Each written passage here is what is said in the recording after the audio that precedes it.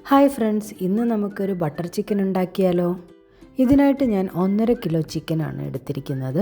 ഇതിലേക്ക് 1 table spoon ഇഞ്ചി വെളുത്തുള്ളി ചതച്ചതും 1 ടേബിൾ സ്പൂൺ മുളക് പൊടിയും ഗരം മസാലയും 1 നാരങ്ങയുടെ നീരും 2 ടേബിൾ സ്പൂൺ യോഗട്ടും ആവശ്യത്തിന് ഉപ്പും ചേർത്ത് നന്നായി ഒന്ന് മാരിനേറ്റ് ചെയ്ത് അരമണിക്കൂർ മാറ്റിവെക്കാം.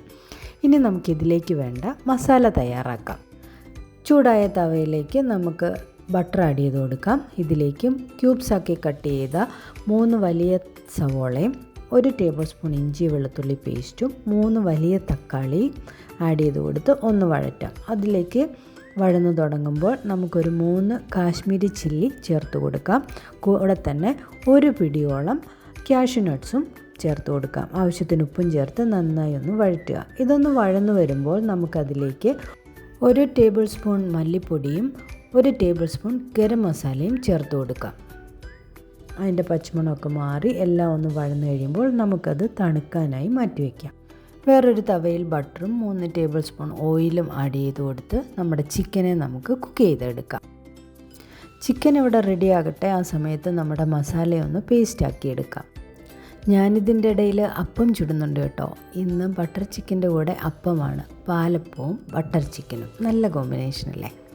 ചിക്കനിലേക്ക് വേറെ ഒന്നും ചേർത്ത് കൊടുക്കണ്ട. ഇടയ്ക്ക് ഇളക്കി കൊടുത്ത് ഒന്ന് അങ്ങോട്ടും ഇങ്ങോട്ടും മറിച്ചിട്ട് നന്നായി കുക്ക് ചെയ്ത് നമുക്കതിനെ മാറ്റി വയ്ക്കാം.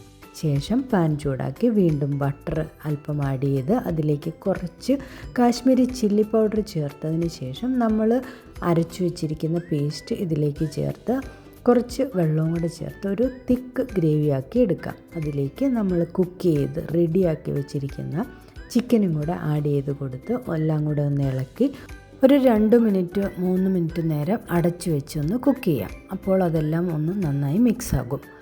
ഇനി നമുക്കിതിലേക്ക് 1 ബൗൾ മല്ലിയിലയും അല്പം കസ്തൂരി മേത്തിയും അല്പം ഫ്രഷ് ക്രീമും ചേർത്ത് കൊടുക്കാം. ശേഷം നമുക്ക് ഫ്ലെയിം ഓഫ് ചെയ്യാം. നമ്മളുടെ ബട്ടർ ചിക്കൻ ഇവിടെ റെഡിയാണ്.